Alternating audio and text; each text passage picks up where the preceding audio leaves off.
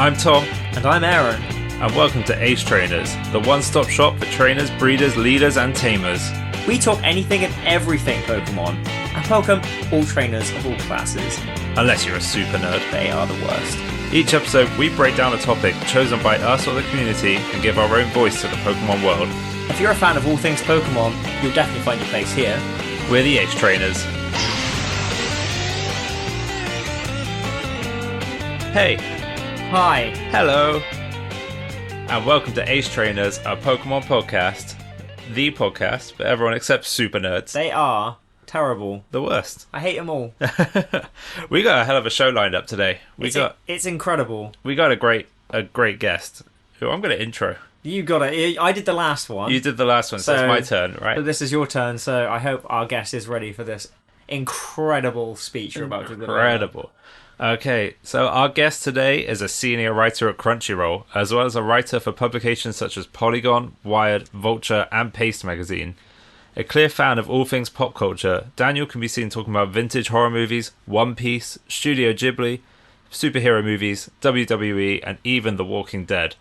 This alone is already enough to make Daniel Dockery an intriguing and entertaining guest, but his recently released book, Monster Kids, is the one that put him on my radar.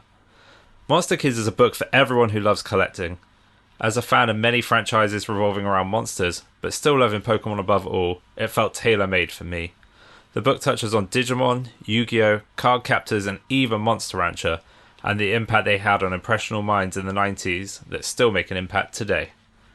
For the biggest Pokemon fans, they will notice that the audiobook narrator for Monster Kids is none other than Veronica Taylor, the original voice actor for Ash Ketchum. Daniel Dockery, welcome to Ace Trainers. Hello. Hi, thank you so much for that amazing introduction. That was so kind of you.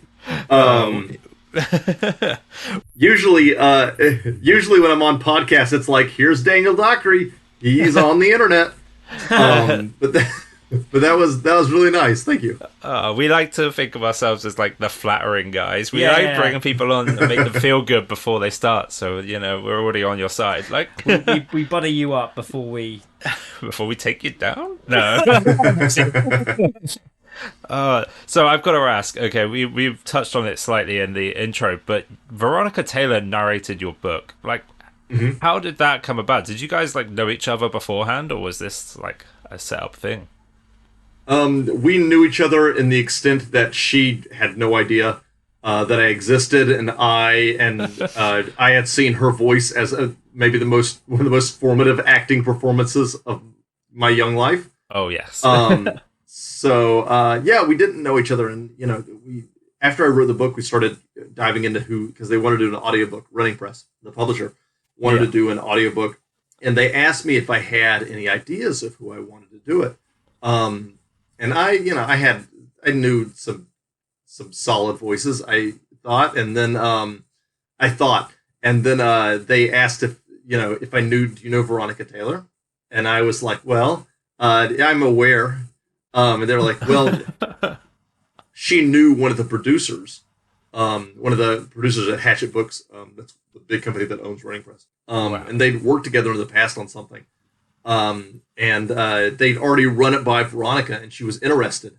And to have Veronica Taylor already have pre-interest in the book you've written about Pokemon, there's few feelings that match that. I can imagine. So we talked. We got on the phone. We chatted about the book, just little things that I wanted her to bring to the narration and stuff that she wanted to know.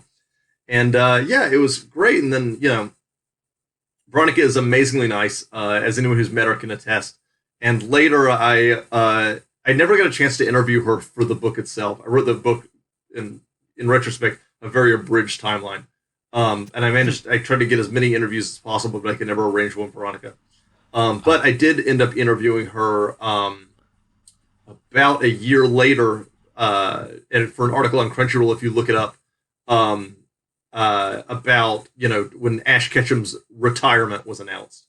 Yes, yeah. And we talked about that, and she's so great and so supportive of Pokemon fans and of the series itself. And so, obviously, I don't think there was a better voice to lend itself to Monster Kids, but it's also like a super nice person. Oh, that's so cool. Yeah, it's one of those, I guess, like she is like for a book that's ultimately about Pokemon and then like the other franchises that kind of were semi-related to it, like it's kind of like the Yeah, perfect person Oh, it's the to perfect pick. voice for your book. Yeah, exactly. yeah. I've had people tell me that it was surreal to hear Ash Ketchum talk at length about Digimon. It's so strange. Yeah, do you know what? It's just because it's like it is Ash's voice, but it's just slightly different. Like you can Yeah, if you know it's her, like it's so obviously Ash as soon Ketchum. as you hear her But say Pokemon, you're yeah, like, wait a second, like it's there. And her voice is much closer to Delia because she also voiced Ash Ketchum's mom, mm, Mm. and so because she's using her regular like Delia's a grown woman and Ash is a 10-year-old boy. So it almost sounds like the narrator of the book is Ash Ketchum's mom, which is this is also kind of fitting. Yeah, Um, it's very cool. Um, yeah, out it was awesome. out of out of curiosity, who were your other names that you wanted to read out the book that you put So forward? I thought I wanted to do it for a little while, and then like I thought about it over and over again. I knew I was going to do the first section and the last section because that's where the story kind of ends, and it becomes much more like a first person narration, especially in the intro. And yeah, I was I went through like I thought about trying to trying to like get my wife to do it because she has a much better like speaking voice than I do. Like if I lose focus, I tend to like start mumbling. we say the Um, exact same thing about our partners, don't we? Oh yeah, Kaylee and Freya have incredible like It's like audible chocolate. Like yeah is what yeah, we say. and Like, then yeah. we come on and it's just the wave. Like looking at the waves now, it's all over the shop. It's not. I'm saying the exact same thing. Mm. Um, I and I also have one of my friends, a guy named Boris Zavaruka, who's an animator and does voice acting. And he has a great voice, and I thought about asking him. But I've been, it was hard to say no to Ash Ketchum. Sure. I thought like a really good, like like a similar person to read your book would be Eric Stewart because he was Brock and he was also Yeah, Kyber, Mm. which would have been yeah, like a cool little crossover. But I think you picked the best one. Oh yeah, yeah. you got the best one going. Really. Nice. At one point, I wanted her to do the. I asked her if she could do the Ash Ketchum voice, Oh and yeah. I think she was like, legally, I do not think I can do the Ash Ketchum voice and Oh be paid yeah, for it for this true. project. Oh But yeah. No, I think you got it right. I think you did. But yeah, yeah, Monster Kids is like a great book. I've listened to it twice. So I've listened to the audiobook twice now since it came out because there's something about just going back and hearing about like old nostalgia like from my childhood read by someone that's like just so poignant to my like childhood, like talking about stuff that I'm really passionate about that just really yeah, hits me. And also just the fact that there's so many different franchises you talk about. I really like that you explore more than just Pokemon. But like what I yeah. wanted to ask you, oh sorry, go Oh, ahead. oh no, go ahead. I imagine whatever I'm about to say might be kind of leading into what you're about to say. I wanted to ask, were you, as a child or when you were growing up in the 90s, were you personally a fan of all of the franchises you talked about, or were they just more things you discovered later in life? I was pretty much a fan of. I was a fan of most of them. Hmm. A lot of them were stuff that I revisited before I wrote the book. But like in terms of like the main three franchises I talk about, Pokemon, Digimon, and then eventually Yu-Gi-Oh. I was a big fan of all of them growing up, Hmm. and stuff like I kind of talk about on the side, like Monster Rancher. I was a big fan of that, but Monster Rancher kept changing times, so I Yeah. could never Yeah, fully keep a track on it until I it's such an grew up. obscure series, Monster Rancher. I have a question here asking about like little niches in these other like franchises that you wish Yeah, continued. And I just remembered yeah, like Monster Rancher having the CD, like you put a CD in to get a different yeah, monster out of it, and it's just different ways that these franchises tried to do a spin on the monster catching sort of genre. It's crazy, really, to think about. Yeah. Is there any that you Yeah. wish that carried on anymore, or? Um, I do kind of wish that. I think if you go back and watch Monster Rancher is one of them. If you go back and watch Monster Rancher, I do think Monster Rancher it's a pretty solid show. Yeah. Um, but in terms of ones continuing, most of them did. I wish Monster Rancher had been a little bit more popular for a little longer because I like the idea of it. Um, but all the other stuff is kind of like Pokemon never stopped. Digimon has like new anime incarnations and definitely Yes. a vast array of video games, some successful and some not. But for the most part, they've kept going. I think if there was one that I wish that the popularity had kept up with it, it's probably Monster Ranger.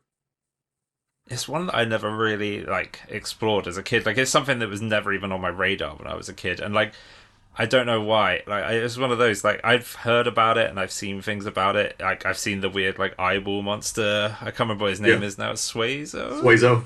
Yeah, there you go. Suizo.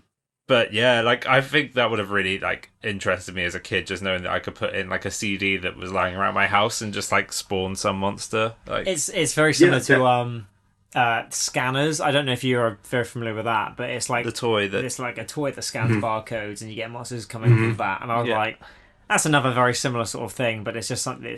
Some of these things don't have staying power quite like Pokemon or Digimon yeah. did or does no. have. No, Did you say it's that yeah, go ahead. you said that Monster Rancher didn't really keep consistent? Is that what you said? They changed their minds too much. Um, I mean they when it came over to America, like it debuted it debuted in America before Pokemon and Digimon did technically, if I'm not mistaken, like the first game did. Wow. And it did okay, I guess, but they it was one of those like it was put on Fox Kids along with Digimon during that time in like the late '90s when Fox Kids decided to kind of orient its entire lineup around Digimon. Oh, Because okay. if you go back and watch like early '90s Fox Kids, they have like one of the best lineups of Oh, all time. incredible! It's so It is. good. I still think about to It is. this day about the incredible lineup that Fox Kids had. It's an amazing lineup. I think it's one of the best all around. I think like kids programming blocks ever is early '90s Fox Kids. Hmm. But in the late '90s, especially when Warner Brothers had kind of pulled back like its Batman and Superman stuff, and the Marvel series had kind of wound down a little bit. It oriented all of its programming around Digimon, but it didn't really treat any of those shows very well.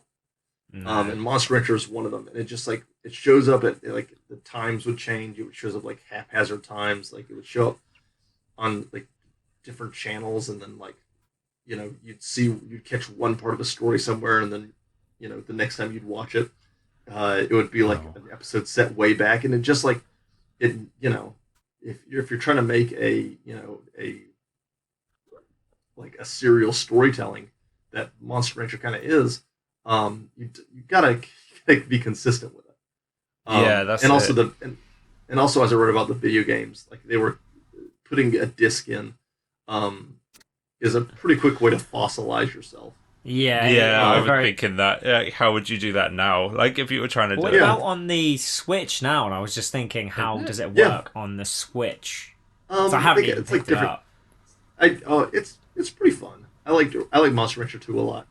Yeah. And they had a Monster Rancher crossover with Ultraman, which if you spare That's the very money, cool. I recommend undoubtedly. Okay. It's so fun. Um, the Ultraman Monster Rancher, where you just raise like Ultraman monsters, That's cool. So you said it's these on gigantic Switch.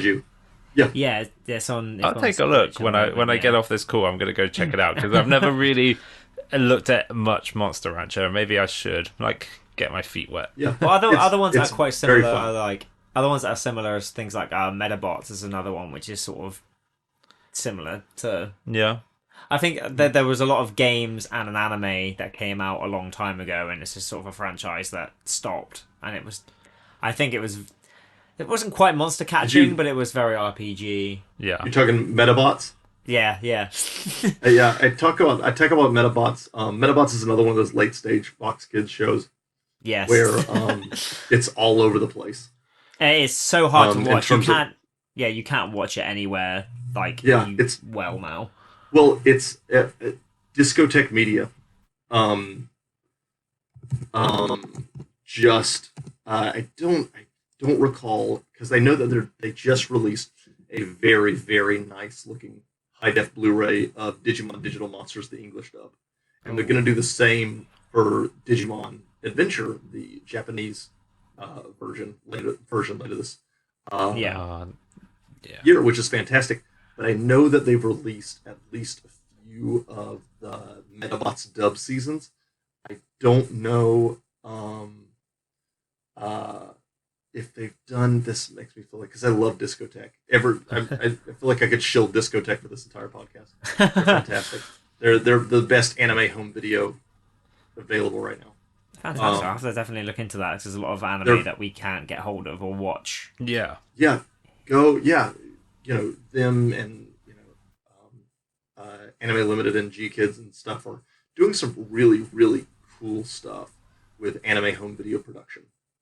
That's really cool right now. So yeah, I think they've gotten at least the dub of Metabots entirely published. I don't know if they've done the Japanese version yet, but if you want it, Discotheque either has it or probably will have it in the future. Oh, fantastic! I'll have a look on that later on, because my fiance is a massive fan of Naruto and Naruto Shippuden, and obviously, well, the only way you can watch that over here is via Crunchyroll. Yeah. And I something weird happened to my Crunchyroll. I remember you saying, so it was like one of those things where I'm like, if I can get all of that on, if I can get all of that on a Blu-ray or a DVD, I know. Well, I think it's available on Blu-ray. It's definitely not a Discotheque. Crunchyroll, Sony, which I worked for Crunchyroll, and they've been great to me. But I don't know. I don't think Discotheque will be getting Naruto out of Sony's grasp anytime soon. Yeah. But I know that Naruto is available somewhere in home video. It has to be. Oh yeah, it's multiple times. It's such a like a notable anime for a lot of people, which leads me on to a question that I wanted to ask you, for someone who works for Crunchyroll, and for that reason, legally you have to tell us, in your opinion, what's your top 3 anime, and what 3 anime would you say is like the trifecta of anime? So number 1's Digimon Ghost Game, right? I love no. Ghost Game. I like Ghost Game too. Yeah. My top 3 anime of all time are my favorite anime of all time is Yu Yu Hakusho. Nice. I find that it is maybe one of the best post Dragon Ball Z like fighting anime or battle anime. And it's got that like horror and supernatural vibes that I love, and it's such like a great exploration of like violence and the capacity for violence and like masculine angst. And I adore Yu Yu Hakusho. That's my ride or die anime. My second favorite anime is probably one called Shirobako. I've heard of it, but I couldn't tell you what it looks like. It's a great show about these girls that dream of being in anime production. That's it. Yeah, because I heard Trash Taste, I think, were talking about this recently, saying that a lot of manga and anime producers, they look at it and they're like, this is how this actually is on a day-to-day basis. It's Shirobako's fantastic. I love Shirobako. And number 3 would probably be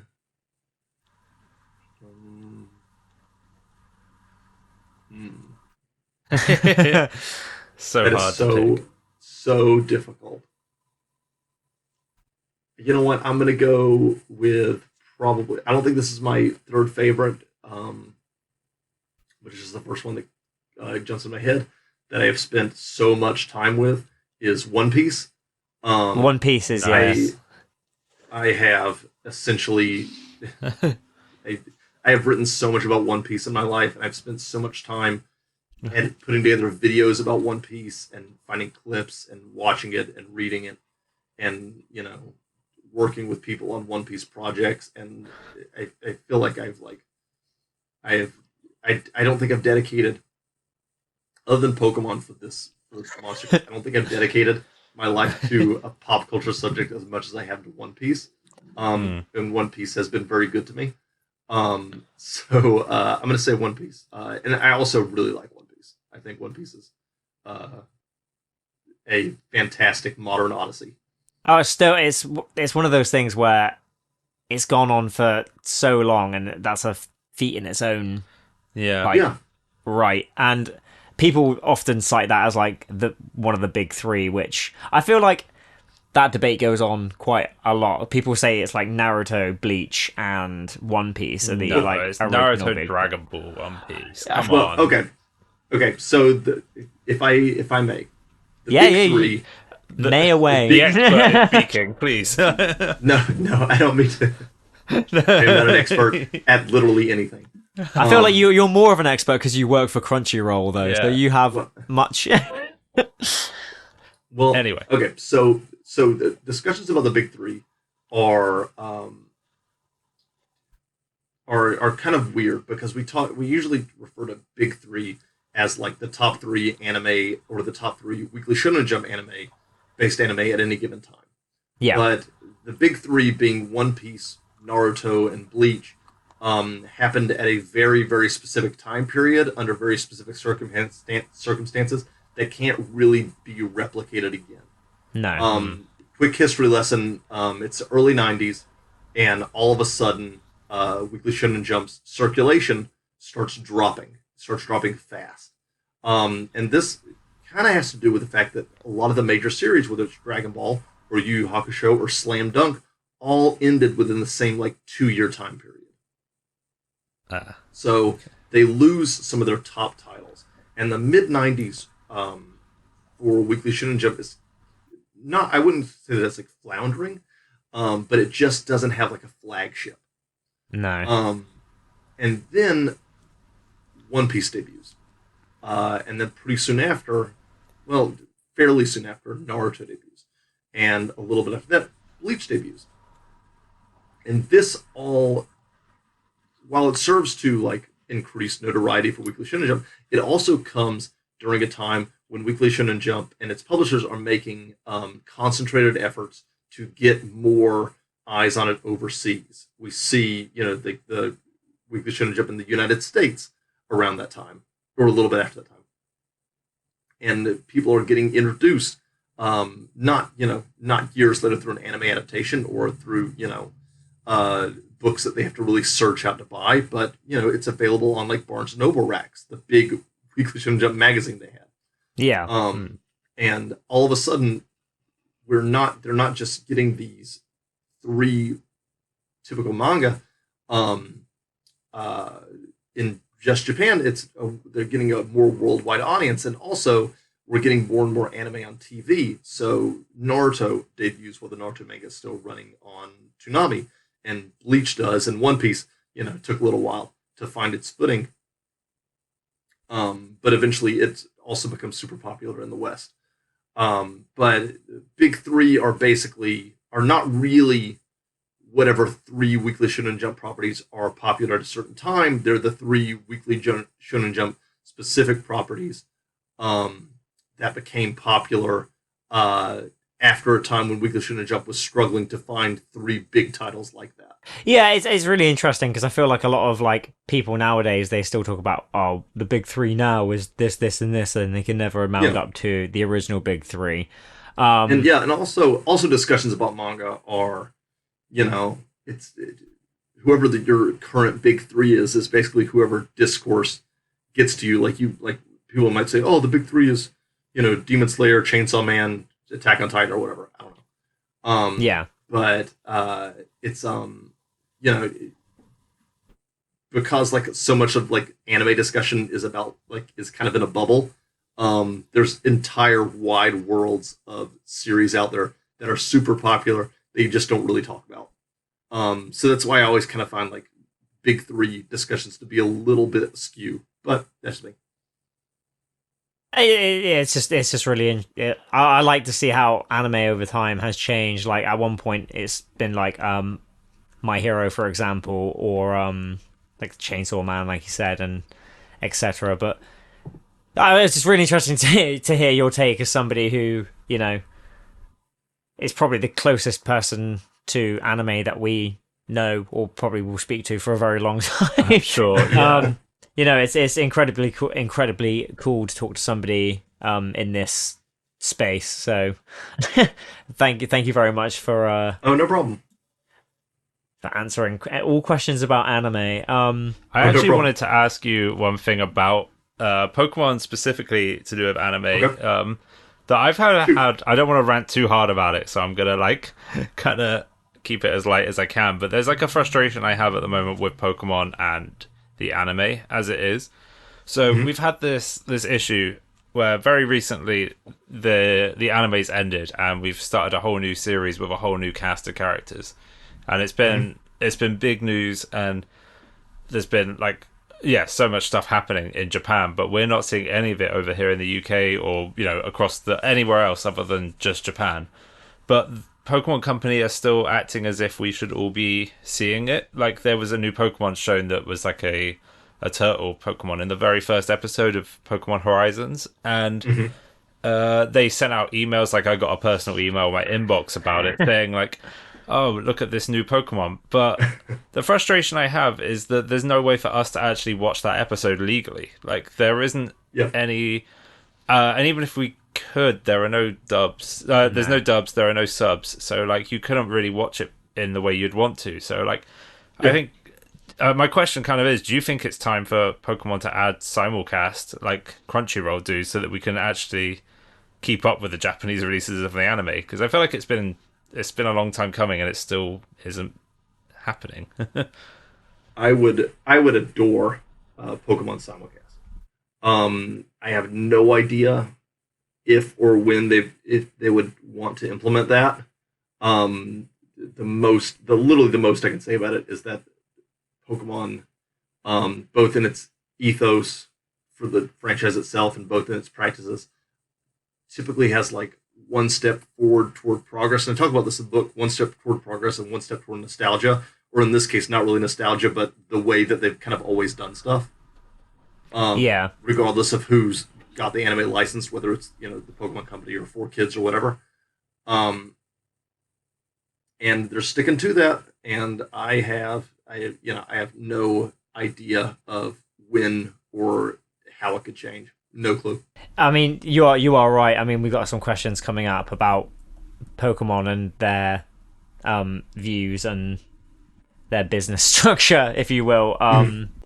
Recently, you've had I don't know if you are a big player of the games as much now, but obviously you've had Scarlet and Violet come out over the last couple of months, and the DLC and everything that will be out shortly.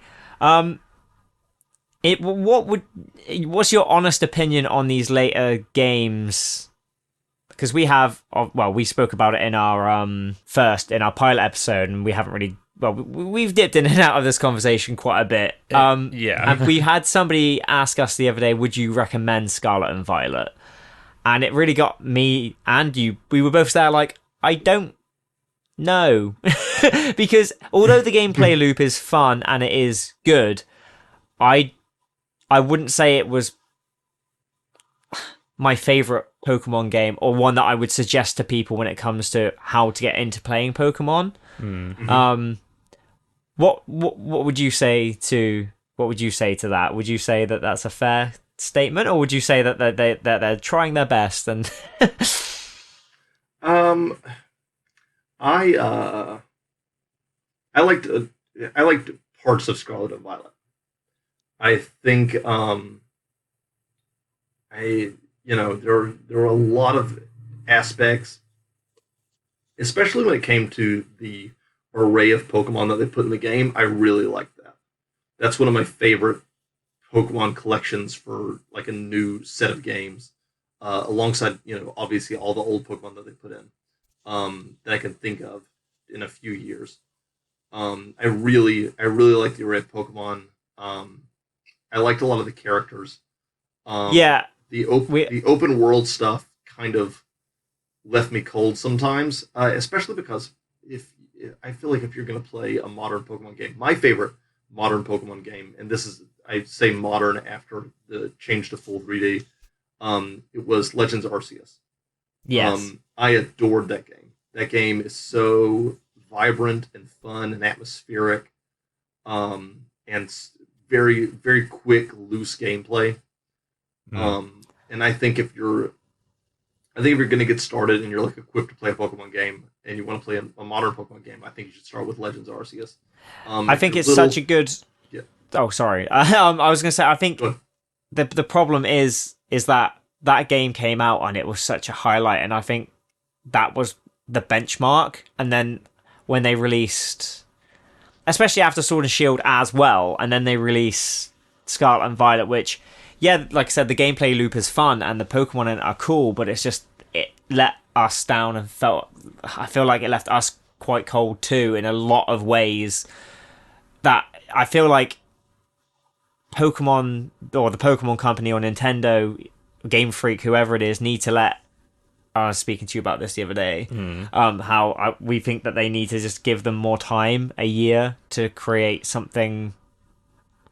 I think that the reason that Legends Arceus was so good is because it was a limited game. Like, they took abilities out, they took competitive battling out, they took so many different things out and made it a much more simple, shorter, Streamlined smaller experience, game. yeah.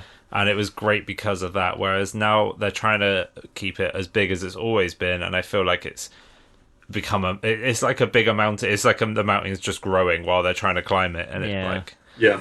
yeah, it feels a bit like that at times. So as somebody that played kind of every Pokemon game or every main series Pokemon game at least before writing the book, because originally I was going to write the book as a history of Pokemon, like a 1996 or years before that, whenever it started getting developed, all the way to 2020 or 2021 when I started pitching the book.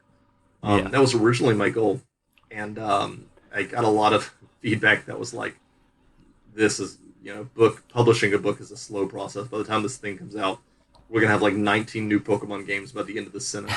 So Yeah. and so I decided to stick with like the story of Pokemania, which is the part that I'm, the era that I'm kind of most attached to and most fascinated by. Sure. But I could see played, that. yeah. I played every Pokemon game up until around Sword and Shield, and then before this, and then I played Legends Arceus and Scarlet and Violet after I got done writing the book. But I figured out something that I can probably play about every Pokemon game and consider at least parts of it good, or I can consider it good. It just Definitely, it gets that it hits that part of my brain that is like, this is good game. However, there's a big difference between being a good game and being a great game. And in Pokemon, 100%. Good and great is a very, very wide margin. Well, that leads us into a good question here too, because although I read on your Twitter, I think it popped up yesterday for me, to be fair. You were talking about how Black and White for you is like the richest in history, characters, and very big background in it. Yeah.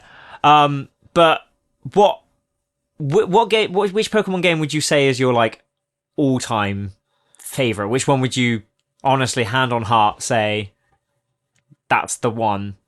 Because obviously we have our favorites, and people will know. Real favorites. What ours are. Mine is the most cliche one I think you can do, and that's Heart Gold and Soul Silver. Sure. It's a good game. Yeah, I just think it has everything in a Pokemon game that It's a perfect. It's everything you'd wanted a remake. exactly. It's the sort of thing that I look at in Pokemon now, and if a game in my it's so bad to sort of be like, oh, this is what every other Pokemon game needs to like compete against. Like like I said, every Pokemon game I've played since I've been like, this is Pokemon, I'm having a good time, but then I've come away from, say for example, X and Y and been like, I never want to pick this up again. I mean, that's totally that. Though I will say that is like that's a pretty healthy way to look at it. Like, if having a favorite thing, if you were like, every Pokemon game is equally great, and they all have to, and they're all great, and they all have no flaws, and they all don't compete with each other. That's what like a psychopath says. But it's okay it's definitely fine to be like Heart Gold and Soul Silver are the games that I prefer, and I wish all the other games were as good as I find these. Yeah.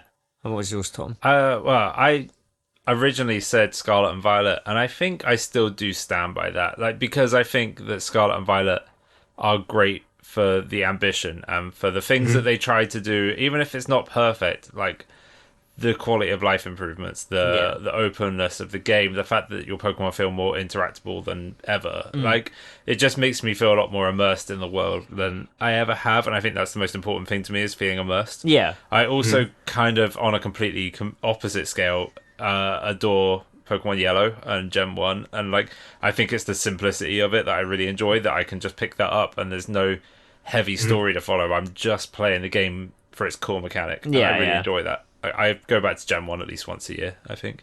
Yeah. I as someone that wrote a whole book about it, I also adore Gen 1. Gen 1 I find to be, it's so easy to pick up and play, and it's got such like a weird atmosphere, especially Red and Blue. They're very kooky games sometimes, and I love them. My favorite game though, my favorite Pokemon game of all time is Crystal. Oh, nice, that's a good, a very good one. Yeah, that's kind of everything, and it's got kind of everything that I personally want out of a Pokemon game, and I know that time to put Grandpa to bed. But it's just like, that's whenever I still think of like my optimal view of Pokemon, I still I still kind of see myself in that the 2D Game Boy Color world, absolutely. and it's, I feel like it hits me. I feel like that gen, because I've said beforehand, my favorite Pokemon gen is Gen 2. I think that's where it hit. It's like design peak for me. I was like, every Pokemon in this game looks and feels like some of the best Pokemon designs of all time are from Gen 2, and the story and everything Gen 2 wise is just perfect for me. It never got as good for me as it did in that. Like, I love every gen for the most part. But I think Gen 2 just has a special place in, I think, a lot of people's hearts, to be fair. I feel like a lot of people would say that Gen 2 is their favorite. Yeah. Can I ask you a question? Sorry. Go ahead. How old are you, Daniel? Do you mind if I ask, Daniel? I am 34 years old. Okay, this is making sense. Okay, because Aaron and I are both 30, and I feel like we were all at the right age at the right time to find Gen 2 just like incredible. That soft, sweet spot. I remember, when you're a kid, like right now, Pokemon is, it's the most profitable entertainment franchise in the world. It's huge. It's everywhere. It is essentially elemental at this point. Yeah. But I remember just the overwhelming sense of shock and awe, being, I think, like 10 years old and discovering that there was going to be more Pokemon. Yeah, that feeling. It's like the Pokemon the first movie when you first see that Don fan, and you're like, what Don the fan, fuck is that? like in the Pikachu's, the Pikachu's Vacation short, where Meryl, Snubble. aka Peekaboo, It's was in crazy. it, and Snubble. Yeah, I was like, what in the? And there's no dialogue in it, so you're like, what am I watching? There's no explanation for it either. They just put it there and go, yep. There you go. There you go. Yeah. There's also, I remember when I was a kid, just like seeing a Crobat Pokemon card before Crobat Oh, was ever a thing. I remember seeing a Steelix in a magazine, in like the official Pokemon magazine. I remember seeing a friend who had an import from Japan of oh Pokemon shit. Silver, and I saw Girafarig. Like I just remember like all these really iconic moments in my head where I I was, think I think Gen 2 has a special thing as well, and I think it's damaged my brain slightly now. Wherever I see a new evolution of a Pokemon from Gen 1 or Gen 2 or something now, I'm like immediately excited for that Pokemon. Like seeing a Yeah. Crobat or like, if you saw a new evolution for a Snorlax now, I'd be like, I wow, when I 10 out saw of the 10. evolution, the Cleavor and oh, Cleaver. Yes, in yeah, Legends yeah. Arceus, flipped out. I love Scyther, and I am a recent uh, convert to the school of Scizor being cool. I didn't like Scizor for a long time, mainly because I really like Scyther. Do you know what? This But is like a really few, quite strange. We we had a guest on recently, Dusty Gogo, who was also a massive fan of Scyther, and we Yeah, were like, because we did it's a never been on my no, radar, it's but like our ranking of we ranked all Gen of One. Gen 1, and we sort of whittled them down to the top 10 list. Yeah, And yeah, Scyther was Scyther. He begged and he pushed so hard for Scyther to be on that list. So we had to give it to him. But yeah. Dusty, if you're out top there, you've 10 got a Gen 1 Pokemon. there you go, Dusty. If you're listening now, you've got a fellow Scyther. Fanatic. Yeah. It'd Yeah. definitely be on my top 10. I don't know. It's never come up on my radar, to be honest, Cypher. I don't know. Yeah, it didn't even pop into my head as I was thinking about our top tens because we basically just whittled, like we all thought of 10 Pokemon that would be on our list, and if any of them matched in Gen 1 at least, then we would definitely put them on the list. But out of curiosity, who would you say your favorite Pokemon ever is as well?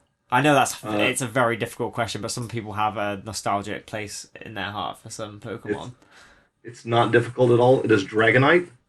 Oh, that's No. a good one. Yeah. It has been Dragonite since I think episode 13 or 14, Mystery at the Yeah. Lighthouse. Oh, when Um, you see the giant one. Yeah, which is a fantastic anime episode. Yeah. And a fantastic episode of Pokemon. Probably my favorite Pokemon episode as well. But I deeply love Dragonite. I think, because when you grow up, growing up in America, you have this idea of dragons, and dragons, they're usually very medieval or kind of like high fantasy style, like Smaug from The Hobbit. That's how you imagine Yes. dragons. Yeah. And Not then a chunky, in comes, not yeah, Chunk then in comes Master this, 5000 Dragonite. yeah, he's just kind of like chill and serene, and yet super powerful and orange and just kind of nice.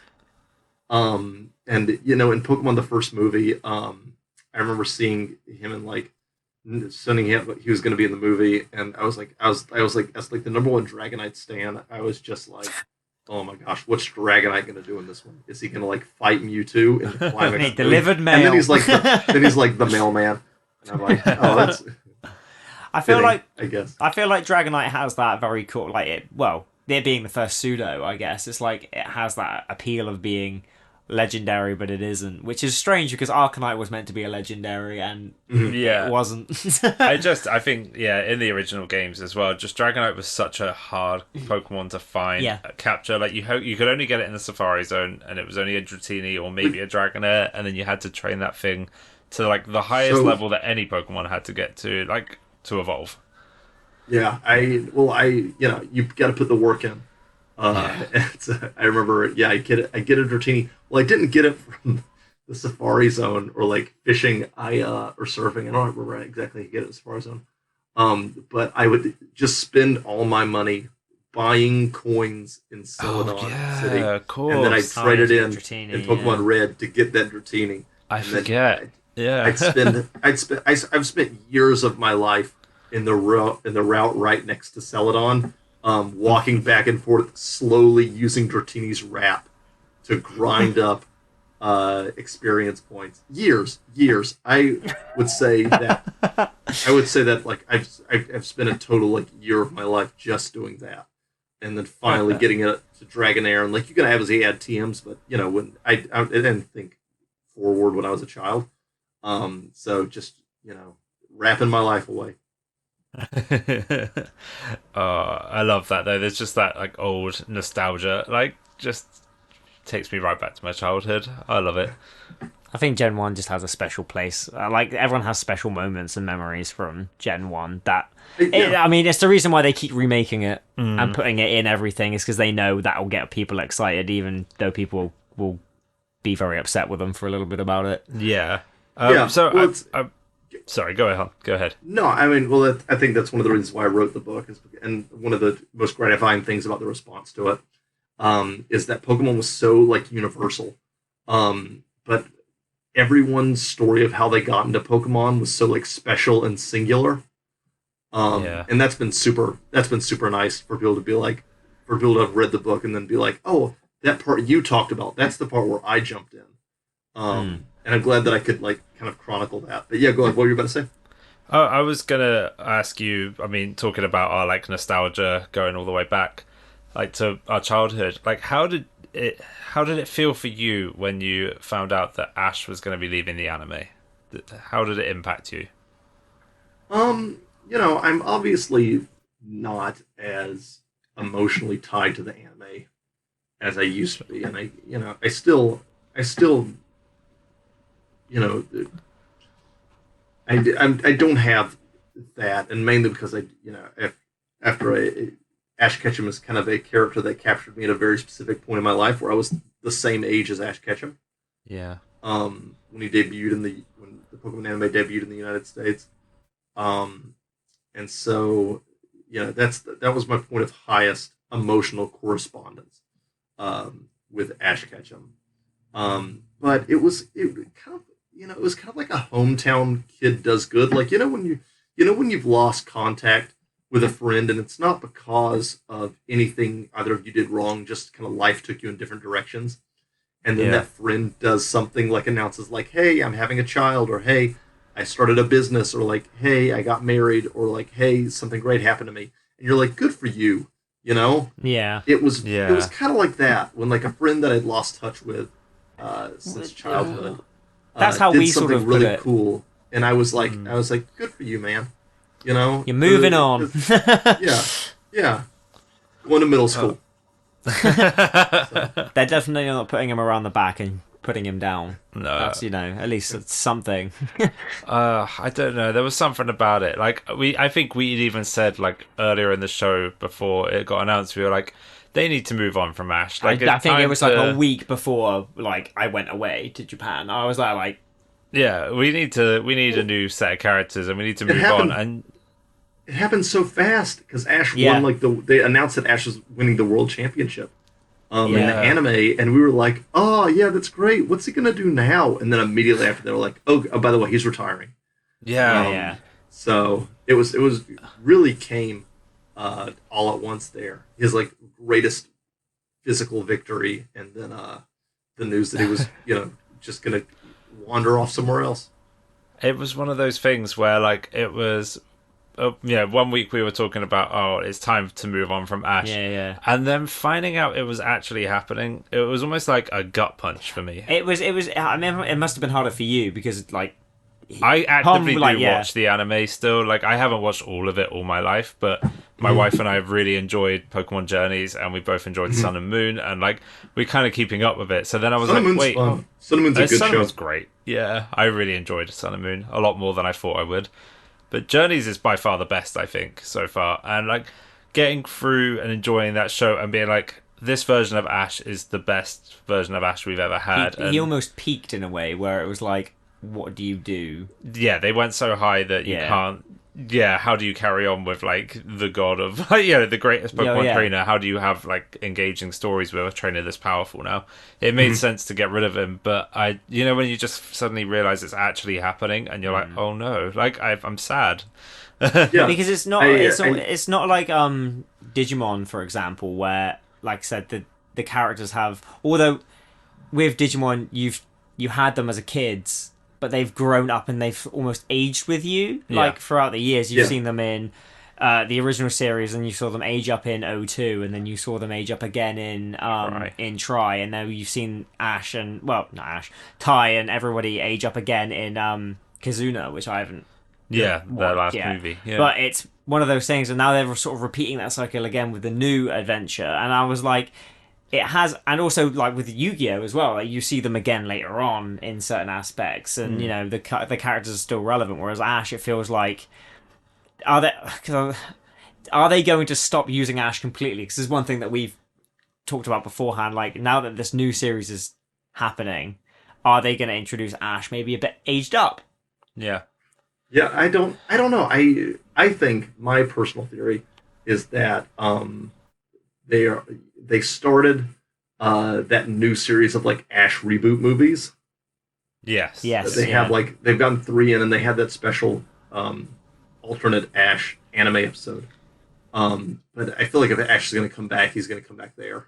Like, he's still gonna I said be that. in his like alternate series You of said movies. He'll be movies. He'll be the movie star from now on. Like he won't be the anime show like guy. He'll be the one they do all the movies for. I think. Well, and the other thing that we sort of spoke about was like it was quite funny actually, because just before the new Captain Pikachu was shown off, who is a badass, we were like, Yep. yeah, if Ash is leaving, they'll get a new mascot. Pikachu's gonna go with him, and they're gonna get a new one. Nope, they're like, nope, we're gonna have a cool new Pikachu. Nope. It's like the Pikachu in a hat. Porygon. Yeah, Pikachu in a hat. And you know, I'm there for the Pikachu in a hat. I love him. I think he's very, very cool. But it would have been cool to see a new like Pokemon be the mascot. But then again, like Tom said, Pikachu is so Iconic and mascotable, if you will. Like, Yeah. Yeah. I wrote a lot about that in the book about Pikachu's just power as just sheer brand ambassador power. but do you think it would have had the same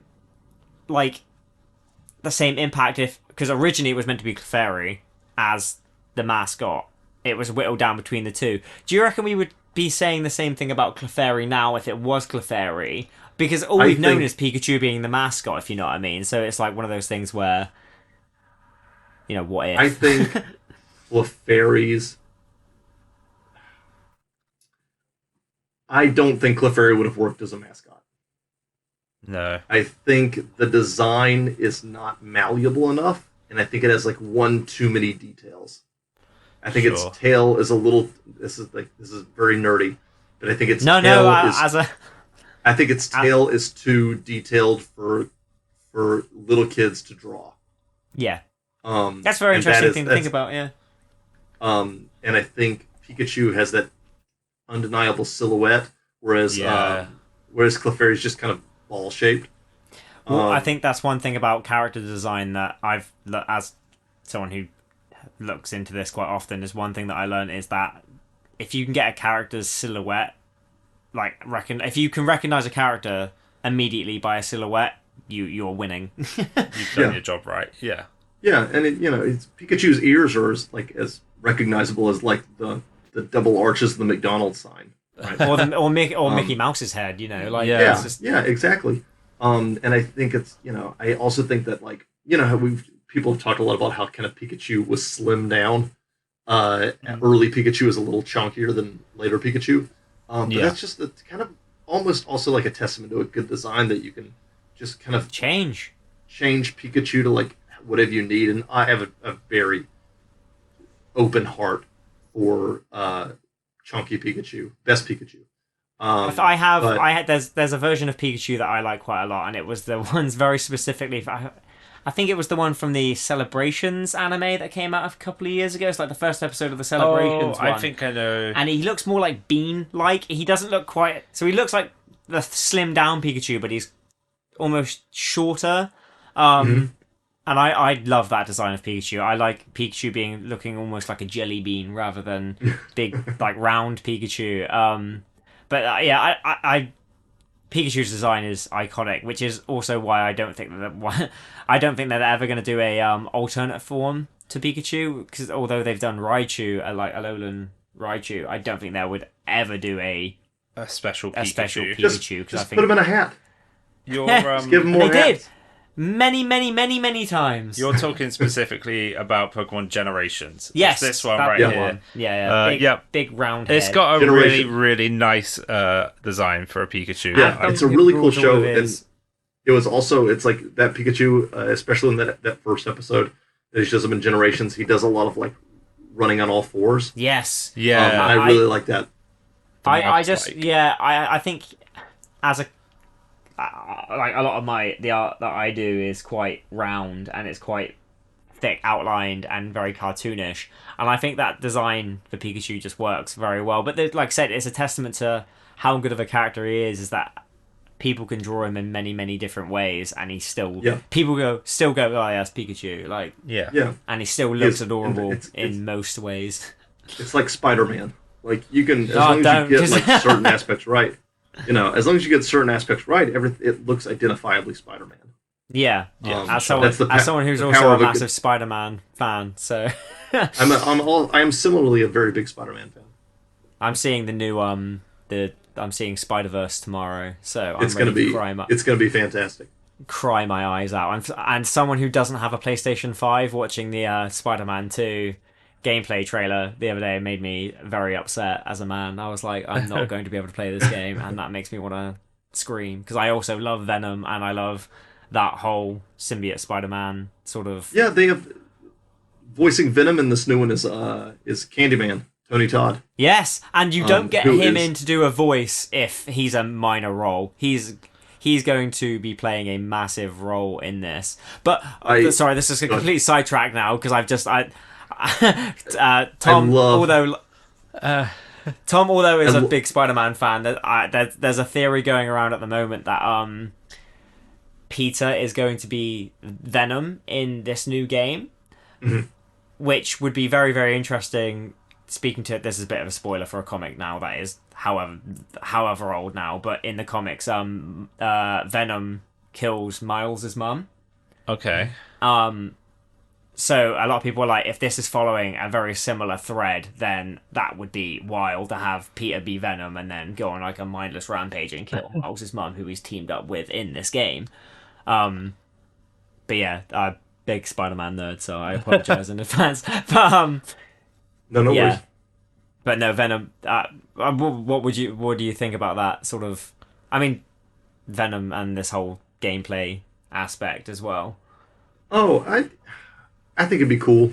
I am always down for games playing with Venom. I love that Ultimate Spider-Man game that came out in like 2005 where you could play as Venom and then grab people and kind of digest them inside. Yeah, and then just eat them, get health back for just eating people. Yeah. It's crazy. I really like playing as Venom, and I think it'd be really cool. I like what these games have done with the story so far. Yeah. I really liked it. So yeah, I'll probably be playing it. Yeah, I don't want to have to buy a PS5 just for Spider-Man 2, so I'll have to like break into Tom's house and play his. Yeah, you can borrow it. I guess. But yeah. Anyway, sidetracked. We'll go back onto the main subject now. Of I was going to say, while we're sidetracked, I want to ask you about something. I don't have very much longer. I have about maybe 7 or 8 minutes. oh, fun. Excellent. Okay, well let's. I'll ask you. But go on. Well, I'll tell you, we'll ask you one more question, and then we'll wrap up. That works for me. Good. Okay, here's what I really wanted to ask you. It's quite a big question, but what do you think, in your opinion, is the most poignant moment in Pokemon's history? The most poignant moment, the most bittersweet moment. I mean, like the most, probably the biggest part, like the biggest moment in Pokemon up until this point. Like, would it be the 90s when it first came out, or maybe 2016 when Pokemon Go became a thing and everybody rediscovered it all overnight, 20. Before I answer this, I don't think it's the right answer, but I think 2016. There's that video of all those people, like hundreds of people, running across the road and like leaving their cars outside Central Park to go catch a Vaporeon. Oh yeah, I remember that video. Yeah, And it's sure. wild. And that summer of 2016 when everyone was playing Pokemon Go and like people that I didn't know had been into Pokemon or had, never really known Pokemon or had left it behind, in elementary school were suddenly playing Pokemon again and getting really invested in it.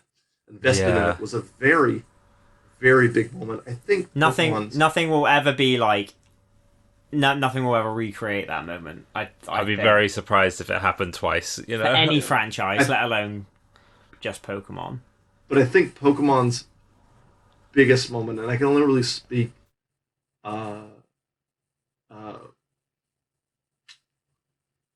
for myself, yeah, I'd probably want to say, I don't mean to toot my own horn and promote my. I was going to say, is it my, definitely writing your own book? Yeah, it's writing my own book, but also I think the one thing that separates the fame or the infamy of Pokemania, compared to any huge moment to come after, is that there was a massive debate going on whether Pokemon was ethically good. A big, it involved like parents groups and religious groups and political pundits and newscasters, and writers all kind of debating the idea of whether Pokemon was going to like ruin children. And that was huge. It was weird to have like a loaded conversation where every time Pokemon was on the news, it was both like promoting it because Pokemon was a marketing beast, and then you had to like balance it with like somebody else being like, Pokemon trading cards, are they causing your child to get addicted to gambling? Oh no. And then like about 20 years later, 25 years later, we kind of know that no, Pokemon hasn't created any, wave of delinquent children. But back then there was this huge kind of question about, what is this going to lead to? Is this going to lead to our kids being corrupted by Pikachu and friends? And that was, that kind of went away. Pokemon kind of saturated itself enough. And I mentioned this in the book. They have that big moment in Macy's Day Parade and, down the streets of New York, where Pikachu's first balloon gets, blown up and floated there. Such a big moment. And if anything, Macy's Day Parade is a celebration of, the mascots of American capitalism. It's this huge like get together to basically be like, hey guys, these are the things that everyone loves. These are the safest possible. Yeah, these are the safest possible, representations of what the American consumer wants. And they had Pikachu there for the first time. Amazing. And that was a very much like, that's a very kind of like representative moment of the fact that, Pikachu was here to stay in the consciousness of like American pop culture. It was borderline Americana now. And that's a very big moment, and very metaphorical moment for how Pokemon was now received, across the country, which had spent a year after its debut wondering what evils it was going to implement on the youth of the nation. So I think Pokemania is the biggest example, because as popular as it got among kids who kind of got it and understood it immediately and understood like, the ins and outs and why it was, so awesome. It was matched by the fervor of other groups of people that were like, but is it? So, yeah. That's my choice. Awesome. Thank you so much, Daniel Dockery, for being on Ace Trainers, a Pokemon podcast. It's been incredible. We could honestly talk to you forever. Yeah. But we won't take up any more of your time. Is there anything else that you want to plug before we say goodbye? Not really. Follow me on Twitter, I guess, for as long as that thing lasts. At Dan Doc, DANDOCK. If you want to get my book, it's available in Kindle, paperback, and audiobook, read by Veronica Taylor, as we talked about. Monster Kids, How Pokemon Taught a Generation to Catch Them All. I'm working on another book now. It's not Pokemon related, but I hope to get more news about that soon. Can we do the audiobook, please? Yeah, absolutely. Thank you for listening to Ace Trainers. It's been wonderful having you. Thank you so much. If you'd like to find us online, we're on Twitter at the Ace Trainers seal of approval. You can email us at acetrainerspodcast@gmail.com. Thank you for listening. You are the best, and you're not a smelly... No problem. Disgusting, horrible. Thank you everyone for listening. We will Super see you nerd. very soon. Thanks for watching. See you later. It's so weird hearing your voice after hearing your intro to Monster Kids. Just like, I'm like, hey, I've heard this voice already. Yeah, I try to do my best. I went to school for broadcasting, and then didn't really use that a lot. But I try to do my best like broadcaster voice, and at that point I knew that Veronica Taylor, the Ash Ketchum, was going to be voicing the rest of the book, so it gave me an almost insurmountable. The pressure. But I could not. There was no way I was going to hurdle that bar. So I just had to do my best, and I think I did okay. Yeah, you did. It sounded good to me. Yeah. But thank you. I'd always considered narrating the entire thing, and I didn't really want to because I feel like I'd get so sick of hearing my own voice after a little while.